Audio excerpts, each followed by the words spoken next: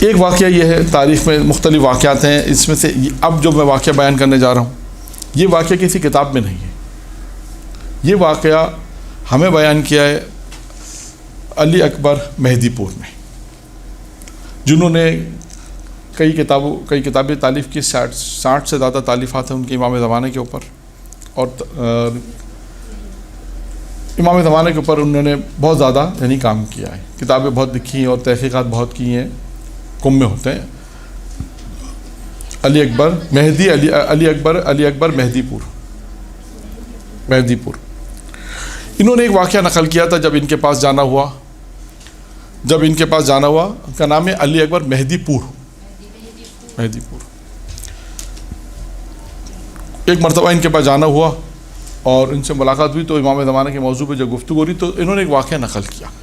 اچھا، اس واقعے کو بیان کرنے کا مقصد یہ کہ اس میں ایک پیغام ہے، اس پیغام کو نوٹ کرنا ہے کہ پیغام کیا ہے جو انہوں نے بیان کیا. اس واقعے میں خاص پیغام ہے، کیونکہ ان سے امام زمانے کے موضوعات پہ گفتگو ہو رہی تھی تو انہوں نے ضمنی طور پہ اس واقعے کو بھی گفتگو میں بیان کیا. انہوں نے کہا کہ یہ واقعہ جب میں بیان کر رہا ہوں تقریباً ان سے ملاقات بھی 10 15 12 سال، تقریباً 15 سال سمجھ لیں آپ، اور انہوں نے 15 سال پہلے کہا تھا یہ واقعہ 80 سال پرانا ہے، تو یہ آج سے ہو جائے گا 95 سال پرانا تقریباً، یعنی پاکستان بننے سے پہلے کا واقعہ ہے. انہوں نے کہا کہ ہندوستان میں ایک شخص تھا، اس پہ قتل کا الزام لگ گیا، اس پر قتل کا الزام لگا.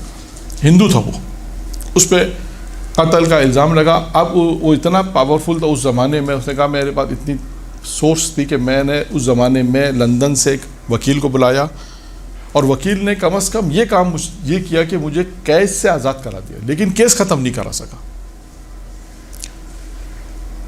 وہ آدمی یہ کہتا ہے، یعنی علی اکبر مہدی پور یہ بیان کرتے ہیں کہ وہ آدمی آیا کس کے پاس جس پر یہ کیس تھا؟ وہ آیا سید علی کے پاس. سید علی گدی نشین تھا اس زمانے میں ہندوستان میں. سید علی کے پاس آیا اور سید علی کے پاس آ کے کہتا ہے کہ میں نے سنا ہے کہ تمہارا ایک امام ہے غیبت میں جو دوسروں کی مشکلوں کو حل کرتا ہے. کون آ رہا ہے؟ ہندو، اور کہہ رہا ہے کہ تمہارا امام غیبت میں نے سنا ہے کہ غیبت میں وہ دوسروں کی مشکل حل کرتا ہے، تم مجھے حل بتاؤ. میری مشکل اور مشکل اس سے بیان کر دی. مشکل یہ بیان کی کہ مجھ پر قتل کا الزام ہے، میں نے قتل نہیں کیا، اور میں نے ہندوستان اس زمانے میں لندن سے ایک وکیل بلا کر یہ کیس یہاں تک پہنچایا کہ اس نے مجھے قید سے رہائی دلا دی، لیکن کیس ختم نہیں کرا سکا. اچھا، اب اگر آپ نے یہ کیس ختم کرا دیا تو میں اپنی آدھی دولت آپ کے مذہب کو دے دوں گا. میں بہت دولت مند ہوں، بہت پیسہ ہے میرے پاس، بہت پیسہ. میں اپنی آدھی دولت آپ کے مذہب کو دے دوں گا، جتنا بھی میرے پاس مال ہے.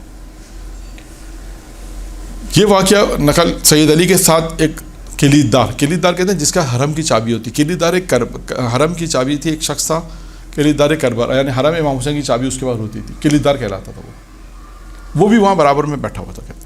وہ بیان کرتا ہے کہ میں اس وقت سید علی کے پاس بیٹھا ہوا تھا جب یہ شخص آیا اور آ کے اس نے یہ بات بیان کی کہ اگر تمہارا امام مجھے میری مشکل حل کر دے تو میں اپنی آدھی دولت تشیع کو دے دوں گا. سید علی نے اس کو ایک عمل بیان کیا.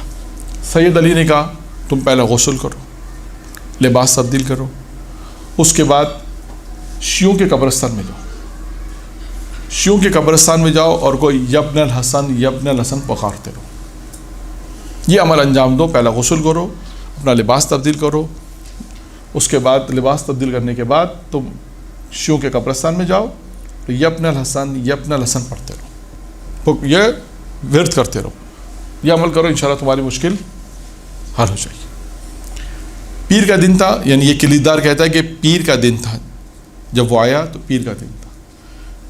سید علی نے اس کو یہ عمل بیان کیا. اس کے بعد وہ اگلے پیر کو آیا، اگلے پیر کو پھر آیا اور آ کر اب اس نے اپنا ماجرا بیان کیا، سارا قصہ بیان کیا کہ اب ہوا کیا. یعنی آپ سید علی نے جو قصہ، اور دولت لے کر آیا، اپنا مال لے کر آیا تشیع کو دینے کے لیے. پھر اس سے پوچھا کہ بتا تمہارے ساتھ ہوا کیا، تم جو کہہ رہے ہو کہ میرے پاس سے کیس ختم ہو گیا اور یہ آدھی دولت میں تشیع کو دینا چاہتا ہوں. تو اب انہوں نے سوال پوچھا کہ تمہارے ساتھ ہوا کیا، قصہ تو اب بیان کرو. پھر وہ بیان کرتا ہے، وہ کہتا ہے کہ جیسا کہ آپ نے کہا کہ یہ عمل انجام دو، میں نے غسل کیا، کپڑے تبدیل کیا، اور اس کے بعد پھر میں قبرستان میں گیا، اور وہاں پر جا کر یبن الحسن یبن الحسن پکارتا رہا۔ کا 1 گھنٹہ ہو گیا، 2 گھنٹے ہو گئے، 3 گھنٹے ہو گئے، 4 5 گھنٹے تک میں یہ کنٹینیو پڑھتا رہا، یبن الحسن یبن الحسن یبن الحسن۔ تو مجھے ایسا محسوس ہوا کہ کوئی سوار کوئی گھوڑا سوار آ رہا ہے، یعنی گھوڑے پر کوئی سوار ہے میرے قریب آ رہا ہے، میں اس کو دیکھ نہیں سکتا، اس کے چہرے پہ اتنا نور تھا، تو چہرے پہ اتنا نور تھا میں اسے دیکھ نہیں سکا، مجھے صرف گھوڑے سے یہ اندازہ ہوا کہ کوئی اس پہ سوار ہے، گھوڑا آیا تو اس پہ اندازہ ہوا اس پہ کوئی شخصیت بیٹھی ہے، لیکن میں اتنا چہرے پہ نور تھا دیکھ نہیں سکا۔ تو میں نے ان سے پوچھا کہ انہوں نے مجھ سے پوچھا کیا مشکل ہے تمہاری؟ اب اس نے جواب کیا دیا؟ اس نے کہا کہ اگر آپ وہی ہیں جس کو میں پکار رہا ہوں تو مجھے آپ کو بتانے کی ضرورت ہی نہیں۔ دیکھیے کیا بات کہ اس نے، ہاں اس نے کیا کہا، اگر آپ وہی ہیں جس کو میں پکار رہا ہوں تو مجھے اپنی مشکل بتانے کی ضرورت نہیں ہے۔ کہتے انہوں نے میری طرف دیکھ کر کہا جاؤ تمہاری مشکل حل ہو گئی، جاؤ تمہاری مشکل حل ہو گئی، تم پر سے کیس ختم ہے۔ اب سنیے، اب سوال جو میں نے کہا نا اس قصے میں پیغام، اب یہ شخص کہتا ہے کہ میں نے آپ کے امام سے سوال پوچھا، آپ آئے میری طرف دیکھا، آپ میں اتنی صلاحیت ہے کہ آپ نے میری طرف دیکھا اور کہا جاؤ کیس ختم، تمہاری مشکل حل ہو گئی۔ کب میں نے آپ کے امام سے سوال کیا کہ ہندوستان میں اتنے لوگ مشکلات میں، آپ ان کی مدد کیوں نہیں کرتے؟ اگر آج فرض کریں، اگر ہم بیان کریں تو کیا بیان کریں گے کہ پاکستان میں اتنے مشکلات، اتنے مومنین ان کی مشکل حل کیوں نہیں کرتے؟ تو اس نے کیا کہا، سنیں اب امام نے جواب کیا دیا۔ اس نے کہا کہ میں نے آپ کے امام سے سوال یہ کیا کہ ہندوستان میں اتنے لوگ ہیں، آپ میری مشکل کے لیے آ گئے، آپ ان کی مشکل کے لیے کیوں نہیں آتے؟ کہتے ہیں آپ کے امام نے جواب کیا دیا؟ کہا آپ کے امام نے ایک جواب دیا، آپ کے امام نے کہا کہ جس طرح تم نے پکارا وہ پکارتے ہیں، یہ ہے پکارنا امام کو اس طرح، یہ جواب دیا۔ اس کے بعد اس نے کہا کہ یہ آدھی دولت میں آپ کو دینا چاہتا ہوں، میرا مسئلہ حل ہو گیا۔ تو اب اس کے بعد سید علی بیان کرتے ہیں، سید علی کے ساتھ جو کلیدار ہے، سید علی نے کہا کہ ہمیں تمہاری دولت کی ضرورت نہیں ہے، شیعت کو تمہاری دولت کی ضرورت نہیں، ٹھیک ہے مشکل حل ہو گئی، اپنی دولت واپس لے جاؤ۔ کہتا ہے میں نے، کلیدار نے کہا کہ میں نے سید علی سے کہا بھائی نجف اشرف وہاں حوزہ علمیہ ہے، وہاں اس وقت پیسے کی ضرورت ہے، یہ پیسے لے لو، کام آئیں گے، وہاں پر حوضہ علمیہ میں کام آئیں گے وہاں۔ تو اب کہتے ہیں سید علی نے پھر مجھے ایک جواب دیا، کہا جو نجف حوضے کا جو صاحب ہے یعنی امیر المومنین،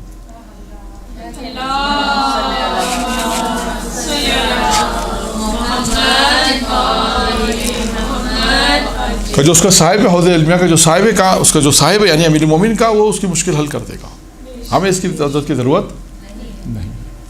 تو دعا کیوں قبول نہیں ہوتی، یہ ایک ہم نے بیان کر دیا، اور دوسرا کہ دیکھیں امام کو پکارنا کیسے، اس واقعے کے اندر یہ ایک درس یہ تھا کہ امام کو پکارنا کیسے، امام کو اپنے اس تمام کے تمام دل کی گہرائیوں کے ساتھ، جو ذمہ داری مومن کی، جو غیبت میں جو مومن کی ذمہ داریاں بیان ہوئی ہیں، اس میں بھی یہی ہے کہ آپ نے جو پکارنا ہے دل کی گہرائیوں کے ساتھ، گریہ کے ساتھ، آنسوؤں کے ساتھ امام کو پکاریں، اور پھر امام مدد کے لیے آتے ہیں اور مختلف واقعات موجود ہیں۔ تو ایک یہ واقعہ امام زمانہ کے حوالے سے کہ امام کو کس طرح پکارنا چاہیے، ان تمام شرائط کے ساتھ، گریہ کے ساتھ، دل کی گہرائیوں کے ساتھ، جس ہم جملہ کہتے ہیں نا، دل کی گہرائیوں کے ساتھ انسان پکارے، اور انسان جس حالت میں پکارے گا پھر آپ دیکھیں کہ امام انشاءاللہ مشکلات حل کرتے ہیں۔ اچھا، اب تاریخ میں ایک واقعہ اور ملتا ہے، وہ شخصیت ہے کہ جس نے یہ کہا، کیا جملہ کہا کہ مجھے وقت کا امام مجتہد کہہ دے۔ ہاں، وہ کون ہے؟ نہیں،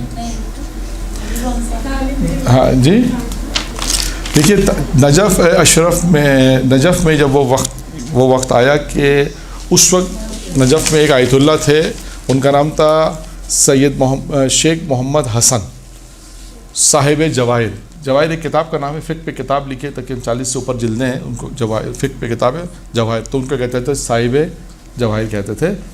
شیخ محمد حسن کا جب انتقال ہوا تو اس وقت حوض علمیہ کی جو حوض علمیہ کے جو بڑا نام تھا وہ تھا شیخ مرتضی انصاری. شیخ انصاری، ان کے تو بہت دلچسپ واقعات ہیں، آپ نے سنے ہوں گے شاید، میں نے بھی پہلے کچھ بیان کیا تھا. جی ہاں کان میں. اس کے علاوہ اور کون کون سے واقعات؟ ہاں ٹھیک ہے. اور دو اور انہوں نے جو بسم اللہ کہی تھی وہ بتا دیا، انہوں نے بتا دیا دو واقعات، دو انہوں نے بتا دیا، بسم اللہ انہوں نے بتا دیا. اور دو واقعات ہوئے. ان کا ایک اور واقعہ ہے، وہ یہ ہے کہ ایک طالب علم نے خواب دیکھا. اس کو خواب میں شیطان کو دیکھا، اور شیطان سے اس کی گفتگو ہوئی. تو شیطان نے اس طالب علم سے کہا کہ دیکھو، گفتگو میں بہکانے کی بات ہوئی تو اسے کہا تم لوگ کو تو بہکانا بڑا آسان ہے، تم لوگ تو میرے بہکائی میں آ جاتی ہو.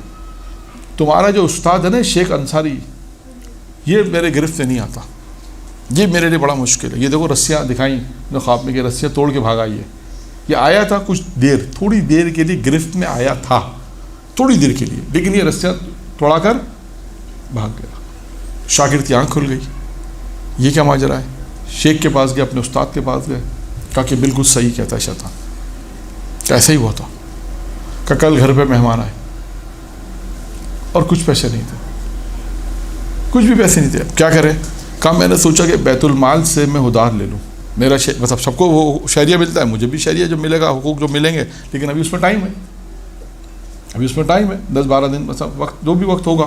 کہا میں ادھار لے لیتا ہوں، اور جب شہریہ ملے گا تو میں اس میں ڈال دوں گا. کہا میں اس نیت سے میں نے قرضہ نکالا بیت المال سے، کیونکہ خود مجتہد شہریہ دیتے تھے. تو کہا اس نیت سے کچھ رقم نکالی کہ مہمانوں کی کوئی مہمان نوازی کی جائے اس زمانے میں، جو بھی مہمان چیزیں. کہا یہ سوچ کر میں نے رقم نکالی، اور تھوڑی دیر بعد یہ احساس ہوا کہ اگر میں مر گیا تو اس کو دے گا کون، اس کو کون. کہ بس یہ احساس ہوا، جیسے خیال آئے میں نے رقم واپس رکھ دی. کہ جو شیطان نے تم سے کہا نا کہ میں تھوڑی دیر کے جو گرفت میں آیا وہ یہی تھا. اب آپ سوچئے کہ یہ مرجع مجتہد جو بنے ان کی زندگی کے، یہ وہ واقعات ہیں مرجع سے پہلے کے واقعات ہیں. مرجع ہو سکتا ہے بعد کے بھی ہو واقعات، کیونکہ ان کی زندگی میں بہت سے واقعات ہیں. ان کی زندگی میں سے ایک واقعہ کہ دیکھیں یہ اتنے متقی و پرہیزگار تھے، اگر ایک لمحے کے لیے بھی اگر بیت المال سے پیسہ لے رہے ہیں تو یہ سوچ رہے ہیں کہ اگر میں مر گیا تو یہ بھرے گا کون دے گا، کس کو کیا پتا میں نے قرضہ لیا. اور اس کے بعد وہ واپس رکھ دیا. اب یہ شیخ مرتضی انصاری کا دیکھیں انکساری تواضع بھی دیکھیے گا، اور اس کے بعد دیکھیے گا امام زمانہ کہ اس قصے میں کیا واقعہ ہے. شیخ مرتضی انصاری کے پاس اس زمانے میں نجف کے لوگ آئے اور آ کے کہا کہ آپ اپنی توضیح المسائل دیں. آج کے اسلام میں توضیح المسائل رسالہ علمیہ جسے ہم کہتے ہیں، کیونکہ جو جن کا انتقال ہو گیا تھا، شیخ محمد حسن کا انتقال ہو گیا آیت اللہ کا، وہ لوگ ان کی تقلید کرتے. تو اب آپ مرجع مجتہد، آپ اپنی توضیح المسائل دیں تاکہ لوگ آپ کی تقلید کریں. انہوں نے کہا نہیں، میں اپنی توضیح نہیں دوں گا، میں اپنا رسالہ عملیہ نہیں دوں گا، اس لیے کہ مجھ سے بڑا عالم مازندران میں ہے سید العلماء مازندرانی، بہت مشہور عالم تو زمانے کے. کہا سید العلماء ہے مازندران میں، مازندرانی وہ مجھ سے عالم ہے، میں جب تک وہ موجود ہے میں لکھ کے نہیں دوں گا، میں اپنی توضیح نہیں دوں گا. لوگوں نے کہا کہ آپ ہی خط لکھیں. ان کو خط لکھا کہ بھئی آپ بڑے عالم ہیں، یہ ہیں، آپ اس وقت مرجعیت کا اعلان کر دیں اور اپنا رسالہ علمیہ دے دیں، توضیح المسائل دے دیں تاکہ لوگ اس پہ عمل کریں. اور آپ ہم سے سینئر بھی ہیں، ہم سے بڑے بھی ہیں، نجف میں بھی آپ ہم سے سینئر تھے. سب جو خط میں لکھنا تھا انہوں نے لکھا. تو اب انہوں نے جواب میں کیا لکھا؟ انہوں نے جواب میں لکھا کہ یہ بات ٹھیک ہے کہ ہم مباحثہ کرتے تھے، نجف میں ہم سینئر تھے، لیکن تم فقہ میں قوی تھے مجھ سے، اور میں تو مازندران ہو گیا، نجف چھوڑے اتنا عرصہ ہو گیا، اب تو عوام میں کام کر رہے ہیں، تبلیغات کر رہے ہیں، لیکن اس وقت میں یہ سمجھتا ہوں کہ تم مجتہد اور تم اپنی توضیح المسائل دو تاکہ لوگ اس پر جو ہے وہ عمل کریں. اب شیخ کے پاس جب یہ خط پہنچا تو شیخ نے کہا میں اپنے لیے مطمئن نہیں ہوں، میں اپنے لیے مطمئن نہیں کہ میں یہ کہوں کہ میں مرجع مجتہد ہوں، میں توضیح دوں. کہا جب تک وقت کا امام مجھے مجتہد نہیں کہے گا نا، جب تک میں توضیح نہیں دوں گا. رسالہ عملیہ جسے کہتے ہیں، میں نہیں دوں گا جب تک وقت کا امام مجھے نہ کہے کہ تم مجتہد ہو۔ اب آپ سوچیے، دیکھیں کتنا بڑا انہوں نے اظہار کیا کہ امام مجھے، وقت کا امام مجھے کہے کہ یہ کام تم یعنی مجھے یہ کہے کہ بھائی تم مجتہد، مجھے یہ کہے مجتہد ہیں تو میں اپنا رسالہ آپ کو دے دوں گا، توضیح المسائل۔ یہ بات انہوں نے کہہ دی۔ کہنے کے بعد کچھ عرصے بعد شیخ بیان کرتے ہیں، یعنی لوگ بیان کرتے ہیں، واقعہ لکھا ہے کہ ہم لوگ بیٹھے تھے کہ ایک شخصیت وارد ہوئی اور آ کر انہوں نے شیخ سے ایک سوال کیا۔ سوال کیا کیا؟ سوال یہ کیا کہ یہ بتائیے، ایک عورت کا شوہر اگر مسخ ہو جائے، یعنی حیوان، یعنی انسان سے حیوان میں تبدیل ہو جائے، تو وہ عورت کیا کرے گی؟ اس کا کیا حکم ہے؟ وہ عورت کا کیا حکم ہے؟ تو انہوں نے کہا کہ پہلی بات تو یہ ہے کہ ہمارے جتنا میں نے پڑھا ہے اس میں اس قسم کا کوئی مسئلہ ہی نہیں ہے، یہ ہے ہی نہیں۔ جتنا میں نے پڑھا، جتنا میں نے مطالعہ کیا، اس میں اس قسم کی بات ہے ہی نہیں۔ انہوں نے کہا نہیں، فرض کرو اگر کوئی ایسا مسئلہ پیش آئے تو تمہارا اجتہاد کیا کہتا ہے؟ یعنی اگر ہم آج آپ کو سمجھائیں تو وہ امامی وہ شخصیت نے آگے جو سوال کیا تھا، فرض کرو تمہارا اجتہاد، اگر ایسا فرض ہو جائے تو تمہارا اجتہاد کیا کہتا ہے؟ تم پھر کیا کہتے ہو؟ تم نے اب وہ کہتے ہیں، اب وہ جواب کیا دیتے ہیں؟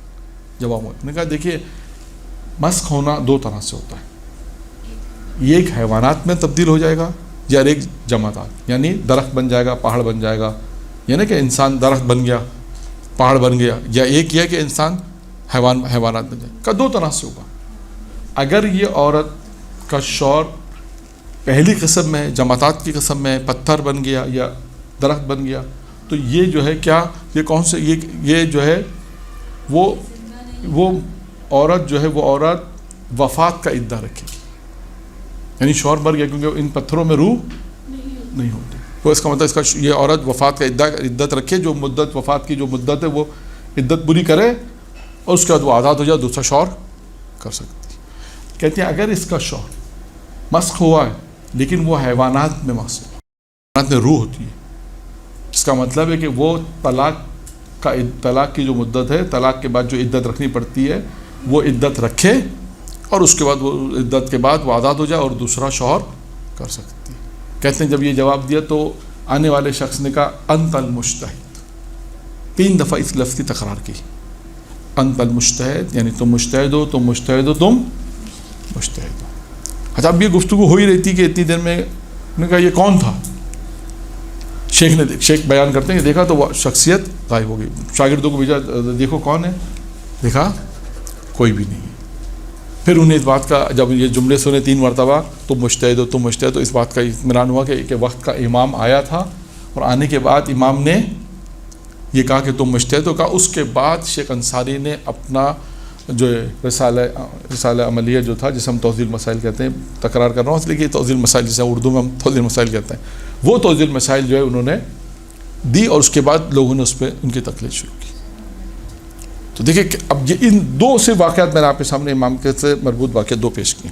ایک میں کیا ہے کہ امام کو پکارنا کس طرح چاہیے، 1 2 یعنی انہوں نے اپنے آپ میں یہ معیار رکھا اپنے اندر کہ بھائی وقت کا امام آئے گا، مجھے مجتہد کہہ تو میں توجہ دوں، یعنی اپنے آپ کو اس مقام پہ سمجھا، جو بھی سمجھا، یعنی انہوں نے ایک معیار بیان کیا کہ ہم امام سے اگر چاہیں تو یہ بھی، اگر ہم چاہیں، اگر انسان اتنا پاک و پاکیزہ ہے، اتنا عمل کر رہا ہے، وہ کہے کہ مجھے آج کی اصلاح، اگر آج ہم اپنے آپ کو یوں کہیں کہ امام ہمیں سند دے دیں، یہ سند ہی ہے نا امام کی، امام نے کہا تو مجتہد ہو۔ تو آج اگر انسان میں اتنی صلاحیت ہے، اتنا عمل پاکیزہ ہے، اتنی اپنی روح کو پاکیزہ کیا ہے، اس طرح کہ ہم یہ کہہ سکیں بھائی امام آپ ہمیں سند دیں کسی چیز کی،